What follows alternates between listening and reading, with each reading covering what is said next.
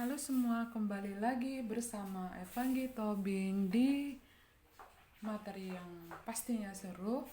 Nah, kali ini kita akan bahas materi tentang zat aditif dalam bahan makanan.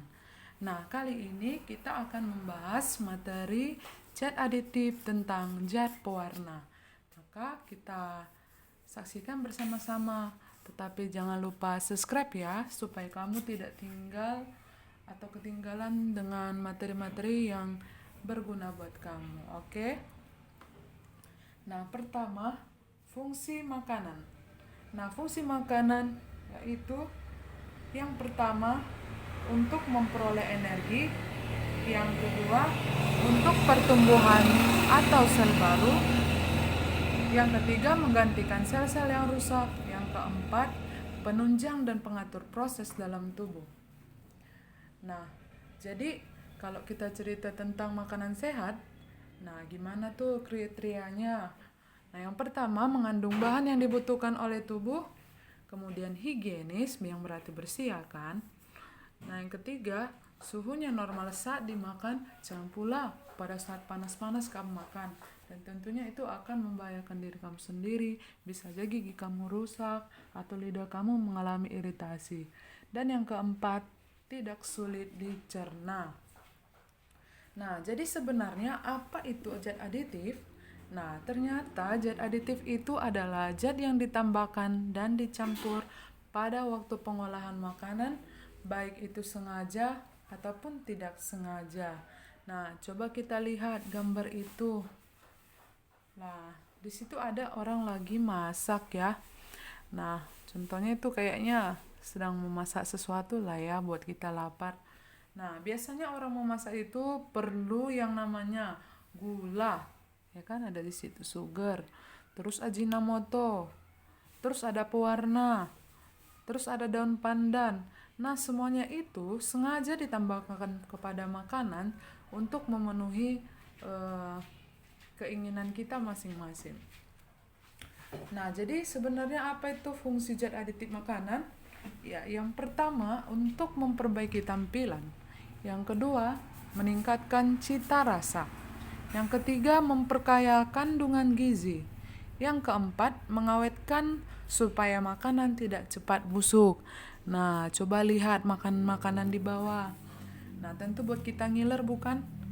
Nah, coba bayangkan kalau misalnya kue lapisnya tidak punya warna. Tentunya kamu juga tidak selera makannya, bukan? Tapi karena ada zat pewarnanya, ya tentulah kita selera untuk memakan atau membelinya. Kemudian ada di situ rujak ya, atau manisan tuh. Kalau manisan biasanya itu ditambahkan gula supaya makanan lebih awet. Nah, biasanya kan kalau manisan itu terbuat dari buah-buah mentah yang diawetkan dengan gula, ada juga dengan garam. Nah, terus nasi tumpeng. Nah, nasi tumpeng biasanya menggunakan zat aditif berupa pewarna makanan. Nah, biasanya warna alami, ya kan? Oke. Nah, pengumpulan zat aditif berdasarkan asalnya. Yang pertama ada zat aditif alami, ya tentulah berasal dari sumber alami, merupakan ciptaan Tuhan secara langsung. Kemudian ada zat aditif sintetik yang berasal dari bahan-bahan kimia atau buatan pabrik. Nah, ini ada beberapa contohnya. Bisa kamu lihat sendiri kan?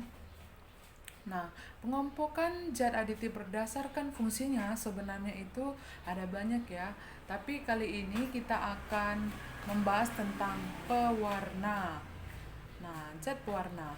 Tujuan memberikan zat warna kepada makanan, yang pertama fungsinya untuk terlihat menarik, menggugah selera makanan. Kayaknya kalau melihat gambar di situ kita pengennya langsung makan lah ya. Ya. Nah, jadi sebenarnya jenis pewarna itu ada dua, yaitu alami dan sintetik.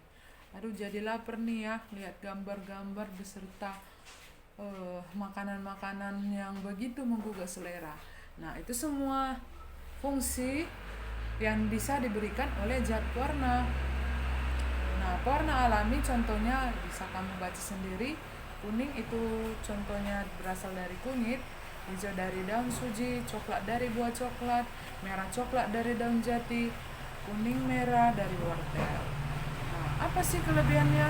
Ya, aman untuk dikonsumsi, terus menghasilkan aroma yang enak dan khas selain warnanya. Kekurangannya, pilihan warnanya terbatas dan warnanya tidak tajam seperti pewarna sintetis dan juga tidak praktis. Nah, contohnya kalau misalnya kita buat agar-agar, bawang pandan, nah tentulah kita harus menghaluskan pandannya terlebih dahulu, bukan? Nah, coba kita bahas sekarang tentang pewarna sintetis. Nah, contohnya yaitu tartrazin. Nah, itu biasanya memberikan warna kuning.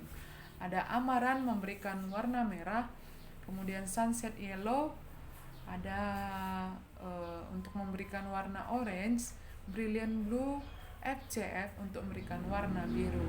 Nah, apakah itu saja? Tidak. Banyak contoh yang lain pewarna sintetis yang bisa kamu temukan di dalam kehidupan kita sehari-hari. Nah, apa sih kelebihannya? Ya, yang pertama itu kelebihannya pilihan warnanya banyak, praktis juga. Kemudian kekurangannya apa? Ya, yang pertama itu tidak menghasilkan aroma tentunya. Terus ada pewarna juga yang tidak cocok untuk makanan dan pasti berisiko menimbulkan penyakit. Mungkin kamu sekalian sering kan dilarang sama orang tua, jangan makanan pewarna, ntar kamu kena penyakit kanker. Nah, karena memang pewarna sintetis itu biasanya bisa menimbulkan karsinogenik. Nah, kita coba bahas tentang pewarna tekstil. Nah, terkadang orang menggunakan pewarna tekstil untuk mewarnai makanan. Warnanya sangat mencolok dan tampak bagus, tetapi sangat berbahaya bagi kesehatan. Beberapa pewarna sintetis sudah dilarang digunakan untuk makanan, misalnya rodamin B, karena menyebabkan iritasi pada saluran pernafasan, iritasi pada kulit, iritasi pada mata, iritasi saluran pencernaan, dan bahaya kanker hati. Nah, yang kedua contohnya adalah metanyl yellow. Nah, menyebabkan iritasi pada saluran pernafasan, iritasi pada kulit, iritasi pada mata, dan bahaya kanker dan kandung dan saluran kemih. Nah, itulah materi kita tentang pewarna. Nah, jangan lupa subscribe ya, supaya kamu tidak ketinggalan materi tentang zat aditif berikutnya. Terima kasih. Tuhan memberkati.